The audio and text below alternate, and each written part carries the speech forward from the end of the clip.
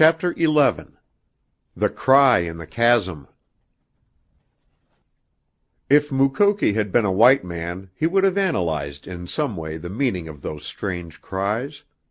But the wild and its savage things formed his world, and his world, until this night, had never known human or beast that could make the terrible sounds he had heard.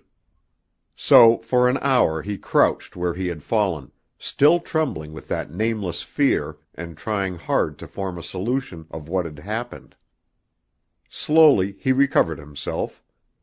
For many years he had mingled with the white people at the post, and reason now battled with the superstitions of his race. He had been fired at. He had heard the whistling song of the ball over his head, and had heard it strike the tree behind him. For a time those rocks toward which he stared like fascinated beast had concealed a man. But what kind of man? He remembered the ancient battle cries of his tribe and of the enemies of his tribe, but none was like the cries that had followed the shot. He heard them still, they rang in his ears, and sent shivering chills up his back. And the more he tried to reason, the greater that nameless fear grew in him, until he slunk like an animal down the side of the mountain, through the dip, and out again upon the plain. And with that same nameless fear always close behind him, urging him on with its terrors, he sped back over the trail that he had followed that day. Not for an instant did he stop to rest until he came to the campfire of Rod and Wabigoon. Usually an Indian hides his fears. He conceals them as a white man does his sins. But tonight Mukoki's experience had passed beyond the knowledge of his race, and he told of what had happened, trembling still, cringing when a great white rabbit darted close to the fire. Rod and Wabi listened to him in mute astonishment. "Could it have been a Woonga?" asked Wabi. "No Woonga," replied the old warrior quickly, shaking his head. "Woonga no make noise like that." He drew away from the fire, wrapped himself in a blanket, and crept into the shelter that Rod and Wabigoon had built. The two boys looked at each other in silence. "Muky has certainly had some most extraordinary adventure," said Wabi at last. "I have never seen him like this before. It is easy to guess the meaning of the shot. Some of the Woongas may still be in that country, and one of them saw Mukoki and fired at him. But the scream! What do you make of that?" "Do you suppose," whispered Rod, speaking close to his companion's ear, "that Mukoki's imagination helped him out tonight?" He paused for a moment as he saw the look of disapproval in Wabigoon's eyes, and then went on. "I don't mean to hint that he stretched his story purposely. He was standing on the mountain top. Suddenly there came a flash of fire, the report of a rifle, and a bullet zipped close to his head. And at that same instant, or a moment later, well, you remember the scream of the lynx." "You believe that it might have been a lynx startled by the shot and sent screaming across the plain?" "Yes." "Impossible. At the sound of that shot a lynx would have remained as still as death." "Still, there are always exceptions," persisted the white youth. "Not in the case of lynx," declared Wabigoon. "No animal made those cries. Mukoki is as fearless as a lion. The cry of a lynx would have stirred his blood with pleasure instead of fear. Whatever the sounds were, they turned Mukoki's blood into water. They made him a coward, and he ran, mind you, until he got back to us. Is that like Mukoki? I tell you, the cries—" "What?" "Were something very unusual," finished Wabigoon quietly, rising to his feet. "Perhaps we will find out more tomorrow. As it is, I believe we had better stand guard in camp tonight. I will go to bed now, and you can awaken me after a while." Wabigoon's words and the strangeness of his manner put Rod ill at ease, despite his arguments of a few moments before, And no sooner did he find himself alone beside the fire than he began to be filled with an unpleasant premonition of lurking danger. For a time he sat very still, trying to peer into the shadows beyond the fire, and listening to the sounds that came to him from out of the night. As he watched and listened, his brain worked ceaselessly, conjuring picture after picture of what that danger might be, and at last he drew out of the firelight and concealed himself in the deep gloom of the bush. From here he could see the camp, and at the same time was safe from a possible rifle shot. The night passed with tedious slowness, and he was glad when, a little after midnight, Wabi came out to relieve him. At dawn he was in turn awakened by the young Indian. Mukoki was already up and had prepared his pack. Apparently he had regained his old spirits, but both Rod and Wabigoon could see that behind them the fear of the preceding night still haunted him. That morning he did not set off ahead of the two boys with his pack, but walked beside them, stopping to rest when they lowered their canoe, his eyes never ceasing their sharp scrutiny of the plain and distant ridges. Once, when Mukoki mounted a big rock to look about him, Wabi whispered, "I tell you, it's strange, Rod. Mighty strange." An hour later the old warrior halted and threw off his load. The three had approached within a quarter of a mile of the dip in the mountain. "Leave canoe here," he said. "Go like fox to old camp. Maybe see." He took the lead now, followed closely by the boys.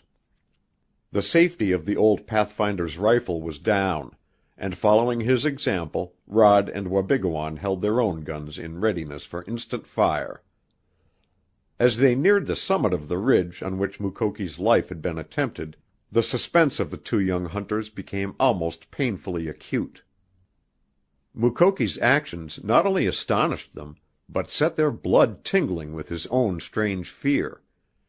Many times had Wabigoon seen his faithful comrade in moments of deadly peril, but never, even when the Woongas were close upon their trail, had he known him to take them as seriously as he did the ascent of this mountain. Every few steps Mukoki paused, listening and watchful. Not the smallest twig broke under his moccasined feet.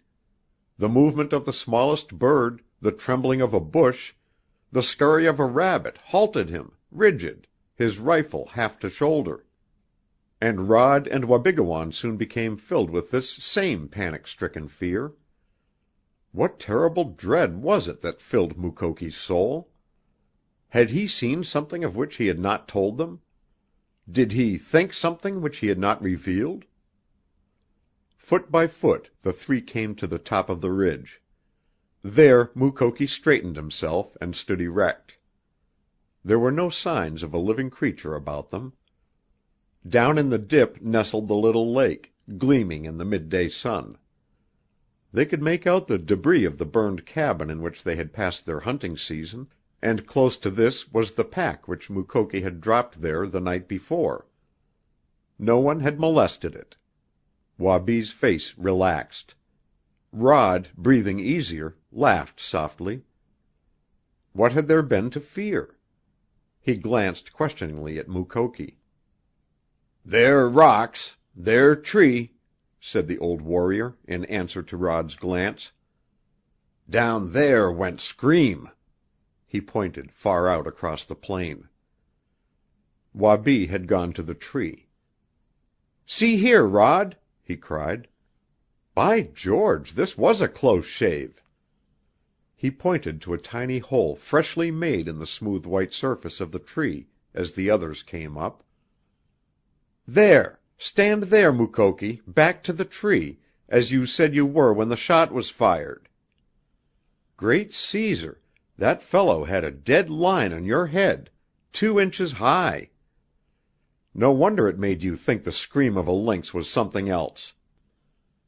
"No lynx," said Mukoki, his face darkening. "Shame on you, Muky," laughed Wabigoon. "Don't get angry. I won't say it again if it makes you mad." Rod had drawn his hunting knife and was prodding the point of it in the bullet hole. "I can feel the ball," he said. "It's not in more than an inch." "That's curious," exclaimed Wabigoon, coming close beside him. "It ought to be halfway through the tree, at least. Eh, Muky? I don't believe it would have hurt—" He stopped. Rod had turned with a sudden excited cry. He held out his knife, tip upward, and pointed to it with the index finger of his free hand. Wabi's eyes fell on the tip of the blade. Mukoki stared. For a full half-minute the three stood in speechless amazement. Clinging to the knife tip was a tiny fleck of yellow, gleaming lustrously in the sun as Rod slowly turned the handle of his weapon. "Another gold bullet!" The words fell from Wabi's lips very slowly, and so low that they were scarce above a whisper. Mukoki seemed to have ceased breathing. Rod's eyes met the old warrior's. "What does it mean?" Wabi had pulled his knife and was digging into the tree. A few deep cuts and the golden bullet lay exposed to view. "What does it mean?" repeated the white youth. Again he addressed his question to Mukoki. "Man who shoot bear, heem no dead," replied the old pathfinder. "Same gun, same gold, same—" "Same what?" A strange gleam came for an instant into Mukoki's eyes, and without finishing he turned and pointed across the narrow plain that lay between them and the mysterious chasm which they were to follow in their search for treasure. "Cry went there," he said shortly. "To the chasm," said Wabi. "To the chasm," repeated Rod. Impelled by the same thought, the three adventurers went toward the rocks from which the shot had been fired. Surely they would discover some sign there, or lower down upon the plain where the melting snows had softened the earth. Mukoki led in the search, and foot by foot they examined the spot where the mysterious marksman must have stood when he sent his golden bullet so close to the Indian's head. But not a trace of his presence had he left behind. Working abreast, the three began the descent of the ridge. Hardly had they covered a third of the distance to the plain when Wabi, who was trailing between Rod and the old Indian, called out that he had made a discovery. Mukoki had already reached him when Rod came up, and the two were gazing silently at something fluttering from a bush. "Lynx hair!" cried Rod. "A lynx has been this way!" He could not entirely conceal the triumph in his voice. He had been right in his conjecture of the night before. The cry that had frightened Mukoki had been made by a lynx. "Yes, a lynx has been this way, a lynx 4 feet high," said Wabigoon quietly, and the touch of raillery in his voice assured Rod that he had still other lessons to learn in the life of this big wilderness. "Lynx don't grow that big, Rod." "Then it's—" Rod feared to go on. "Lynx fur, that's just what it is. Whoever fired at Mukoki last night was dressed in skins. Now, can you tell us what that means?" Without waiting for an answer, Wabigoon resumed his search. But the mountainside gave no further evidence. Not a footprint was found upon the plain. If the mysterious person who had fired the golden bullet had leaped from the mountain top into space, he could have left no fewer traces behind him. At the end of an hour Rod and his companions returned to the canoe, carried their loads to the pack in the dip, and prepared dinner. Their suspense and fear, and specially Mukoki's dread, were in a large measure gone. But at the same time they were more hopelessly mystified than ever. That there was danger ahead of them, that the menace of golden bullets was actual and thrilling, all three were well agreed, But the sunlight of day and a little sound reasoning had dispelled their half-superstitious terrors of the previous night, and they began to face the new situation with their former confidence. "We can't let this delay us," said Wabi as they ate their dinner. "By night we ought to be in our old camp at the head of the chasm, where we held the Woongas at bay last winter. The sooner we get out of the way of these golden bullets the better it will be for us." Mukoki shrugged his shoulders. "Gold bullet follow, I guess so," he grunted. "Cry went there, to chasm." "I don't believe this fellow, whoever he is, will hang to our trail," continued Wabi, giving Rod a suggestive look. A few moments later he found an opportunity to whisper, "We've got to get that cry out of Mukee's head, Rod, or we'll never find our gold." When Mukoki had gone to arrange his pack, the young Indian spoke earnestly to his companion. "Mukee isn't afraid of bullets, either gold or lead. He isn't afraid of any danger on earth. But that cry haunts him. He is trying not to let us know, yet it haunts him just the same. Do you know what he is thinking? No? Well, I do. He is superstitious, like the rest of his race, and the 2 gold bullets, the terrible cries, and the fact that we found no tracks upon the plain are all carrying him toward one conclusion, that the strange thing that fired at him is—" Wabigoon paused and wiped his face, and it was easy for Rod to see that he was suppressing some unusual excitement. "What does he think it is?" "I'm not sure, not quite sure, yet," went on the Indian youth.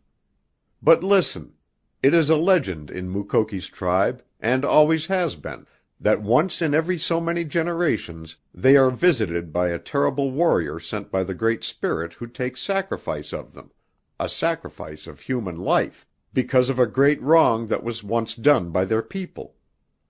And this warrior, though invisible, has a voice that makes the mountains quake and the rivers stand still with fear, and in his great bow he shoots shafts that are made of gold. Do you understand? Last night I heard Mukoki talking about it in his sleep.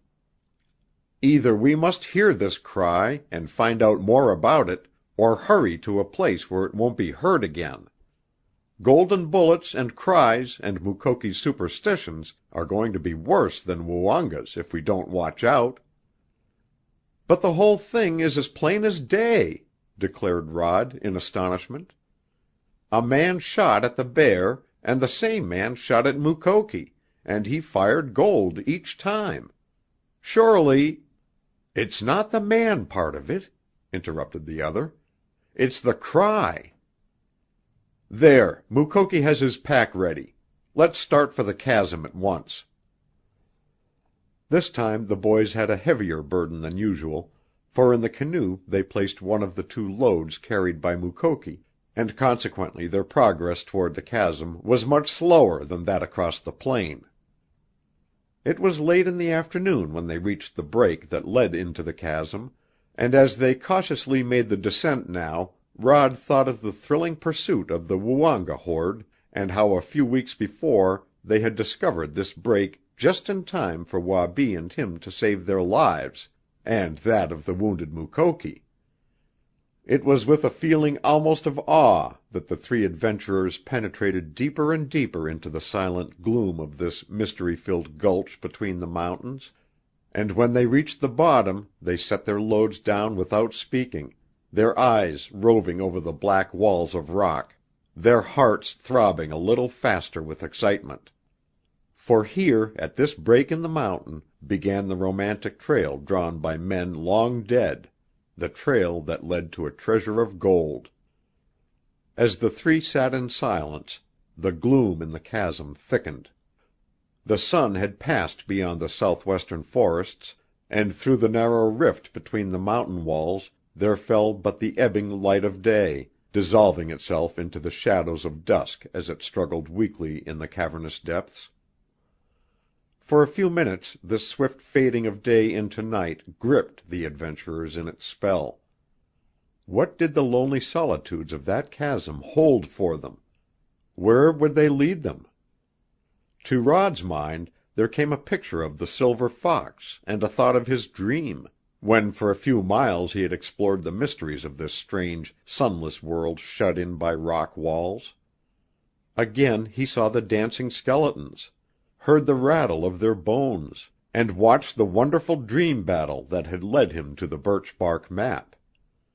Wabigoon, his eyes gleaming in the gathering darkness, thought of their flight from the outlaw savages. And Mukoki— The white youth had turned a little to look at the old warrior.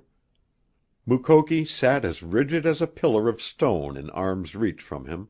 Head erect, arms tense, his eyes gleaming strangely, he stared straight out into the gloom between the chasm walls. Rod shivered. He knew without questioning, that Mukoki was thinking of the cry.